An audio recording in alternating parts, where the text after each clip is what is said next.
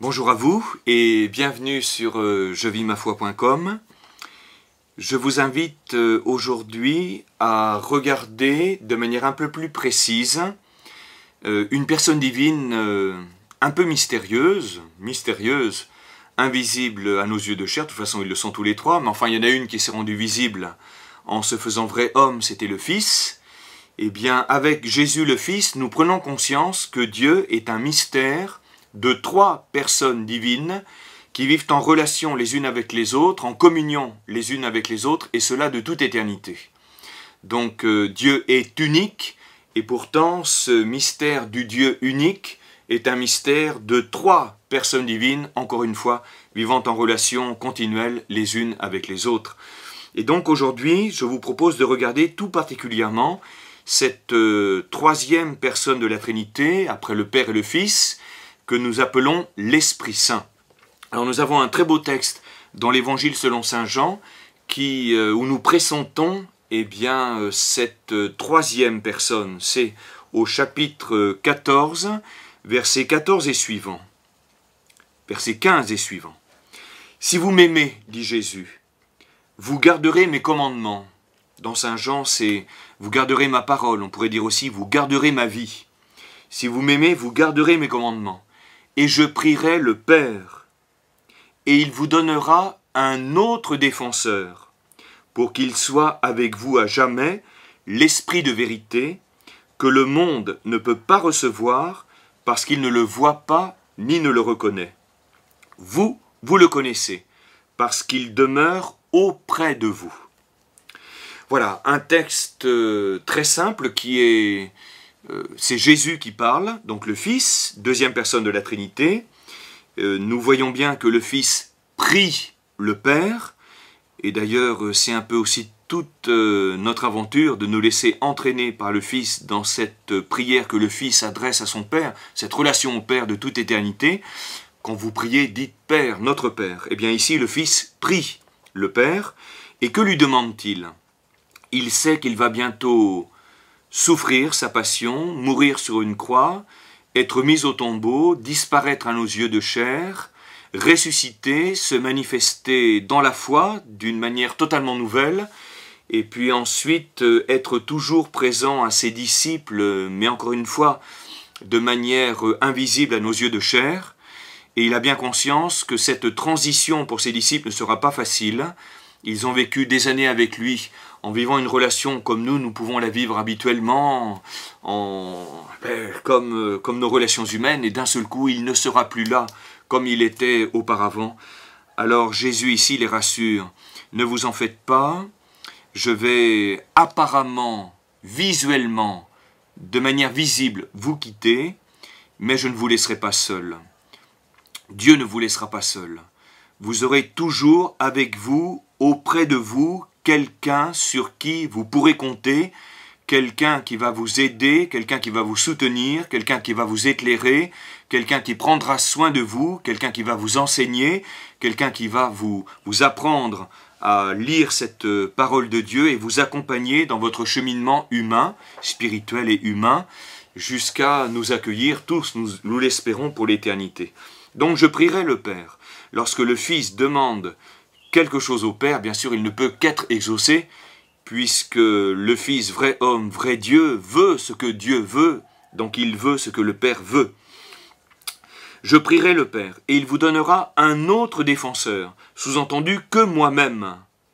Et c'est là où apparaît avec le plus de force le fait que Jésus évoque une personne divine.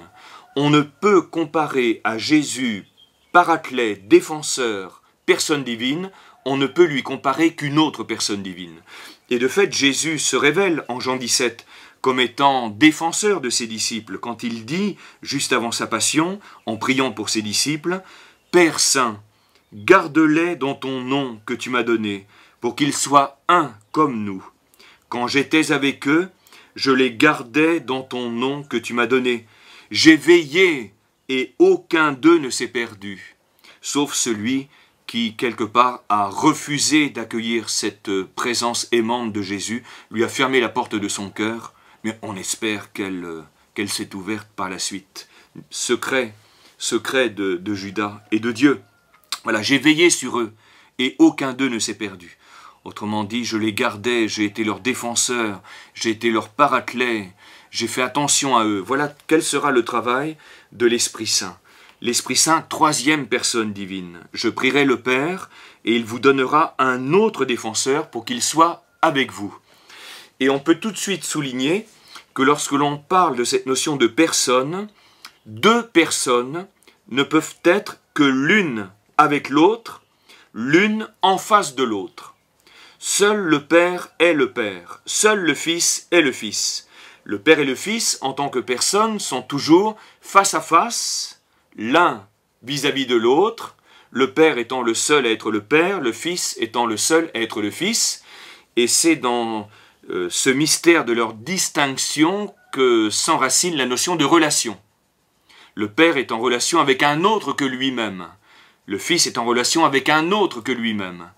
Et nous découvrons ici une troisième personne divine, l'Esprit Saint, qui est la seule à être qui elle est, et qui à ce titre est toujours en face à face avec le Père et le Fils. Voilà, il faut bien maintenir cette distinction et bien garder en mémoire ce fondement. Deux personnes ne peuvent qu'être en face à face. Si nous employons le vocabulaire des personnes, une personne ne peut pas être dans une autre personne. Nous verrons comment interpréter des versets où Jésus dit « Le Père est en moi et je suis dans le Père ». Mais en tant que personne divine, le Père et le Fils sont toujours face à face l'un envers l'autre. Et donc ici, cette troisième personne de la Trinité, eh bien, pour qu'elle soit avec vous à jamais, avec, dans un compagnonnage, dans un côte à côte, dans un face à face. Nous ne sommes pas l'Esprit Saint. L'Esprit Saint est la seule personne divine à être qui elle est. Et cet Esprit Saint, eh bien, nous le retrouvons dans les Actes des Apôtres, par exemple au chapitre 8, verset 29, lorsque nous le voyons parler à Philippe. Seule une personne parle à une autre personne. Seule une personne s'adresse à une autre personne. Et nous avons ici l'Esprit dit à Philippe, avance et rattrape ce char. Et ce sera la rencontre avec ce fonctionnaire éthiopien pour lui annoncer l'Évangile. De même, un peu plus loin, au chapitre 10, verset 19, eh bien, Pierre réfléchit sur une vision qu'il vient de voir, qui est destinée à lui ouvrir l'esprit à tout homme, juif et païen. Eh bien, comme Pierre était toujours à réfléchir sur sa vision, l'Esprit lui dit, une personne s'adresse à une autre personne, « Voici des hommes qui te cherchent, va donc, descends et pars avec eux sans hésiter. » Et oui, ce sont des païens, par définition impurs pour lui, mais maintenant Dieu est venu pour casser toutes ces barrières qui pouvaient exister entre les hommes. Voilà, encore un petit peu plus loin dans les Actes des Apôtres, nous voyons l'Esprit Saint, personne divine, qui organise la mission de l'Église et qui l'accompagne. Acte 13, 1 et suivant. Il y avait dans l'Église établie à Antioche des prophètes et des docteurs. Barnabé, Siméon, appelé Niger, Lusius de Cyrène, Manaën, ami d'enfance d'Hérode le tétrarque, et Saul. Or, un jour, tandis qu'ils célébraient le culte du Seigneur et jeûnaient, l'Esprit Saint dit « Mettez-moi donc à part Barnabé et Saul en vue de l'œuvre à laquelle je les ai appelés. » Après avoir jeûné et prié, ils leur imposèrent les mains et les laissèrent à leur mission. Voilà ici l'Esprit Saint qui appelle pour que les disciples collaborent avec lui à l'accomplissement d'une œuvre dont il apparaît ici comme étant le maître d'œuvre. Et puis au verset 4, « Eux donc, envoyés en mission par le Saint-Esprit. » Voilà une personne divine qui envoie les disciples de Jésus en mission. Et puis nous le retrouvons aussi un petit peu plus loin dans l'accomplissement même de la mission. Ils parcoururent la Phrygie et le territoire galate, le Saint-Esprit les ayant empêchés d'annoncer la parole en Asie. Oui, parce qu'ils iront plus tard. Voilà l'Esprit qui guide la mission de l'Église. Voilà, à travers ces textes, il y en aurait d'autres. Eh bien, nous découvrons cette troisième personne divine que nous appelons Esprit Saint. Et déjà, et c'est ce que nous approfondirons un peu par la suite, nous pouvons tout de suite bien préciser le vocabulaire que nous employons.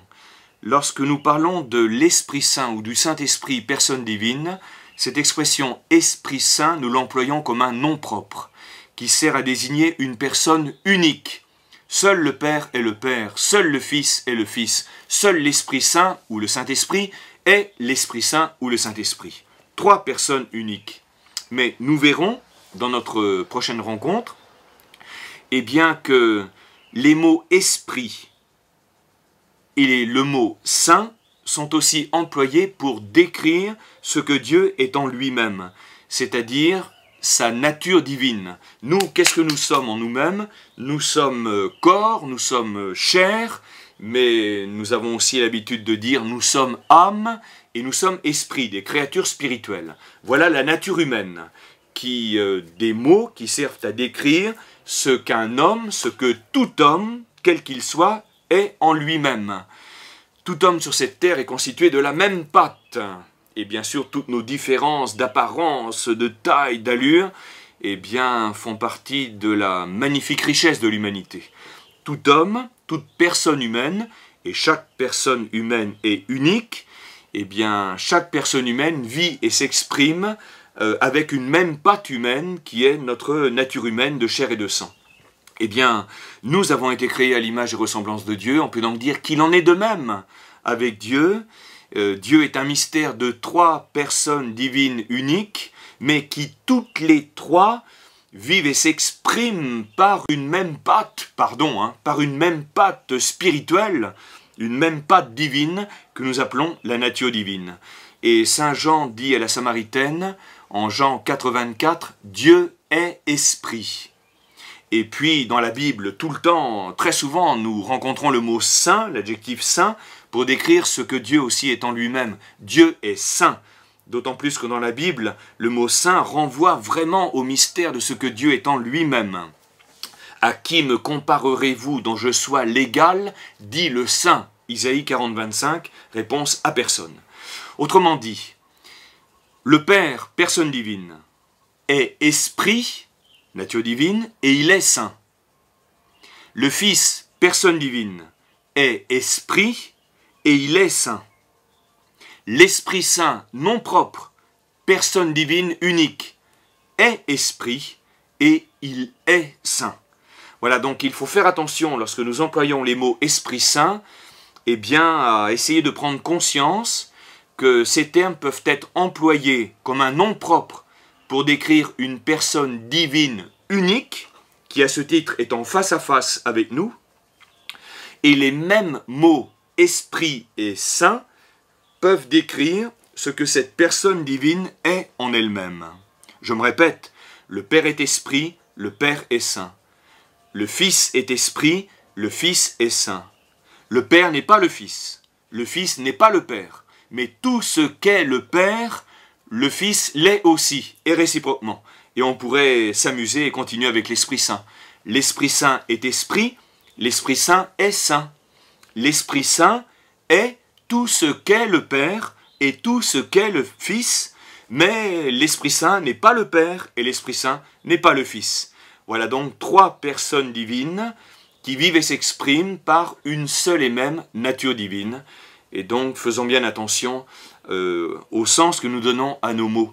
La prochaine fois, nous réfléchirons ensemble sur cette nature divine telle qu'elle nous est révélée dans la Bible, c'est-à-dire sur ce qu'est Dieu en lui-même, ce qu'est le Père, ce qu'est le Fils, ce qu'est le Saint-Esprit. Et à travers toutes ces expressions, nous découvrons aussi quelle est l'aventure incroyable à laquelle Dieu nous appelle, parce que selon notre condition de créature, nous avons tous été créés pour participer, selon ce que nous sommes, à ce que Dieu est de toute éternité en lui-même. C'est la vocation de tout homme sur cette terre. Voilà, si vous désirez encore une fois approfondir ces quelques éléments, rendez-vous sur cedifop.com dans la rubrique Enseignements sur la Bible et vous cliquez sur le credo à la lumière de la Bible. Voilà, à très bientôt. Au revoir.